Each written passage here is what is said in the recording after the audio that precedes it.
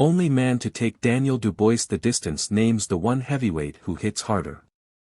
IBF heavyweight world champion Daniel Dubois is undoubtedly one of the hardest punchers in the division.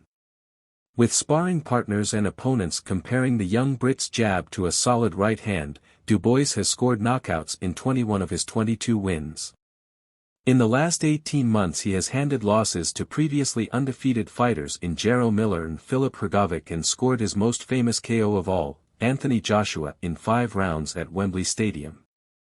Even in the 27-year-old's 2 losses, once to Joe Joyce and then to Alexander Usyk, he has not made it the distance, taking a knee against Joyce due to a severe eye injury and missing the count against Usyk when put down in the 9th. Only once has Dubois heard the final bell, and that came against heavyweight Kevin Johnson back in 2018 when DDD won comfortably on points. Despite the stories of Dubois' power, speaking to IFL TV, Johnson identified Australia's Alex Leapai as the hardest puncher he faced. "The worst I ever felt was Alex Leapai. ISHTU not, it was harder than Vitaly Klitschko." Russian citizen Johnson elaborated to Sports Express. Alex Leapai from Australia. Alex Leapai is the physically strongest boxer I have ever met in my life.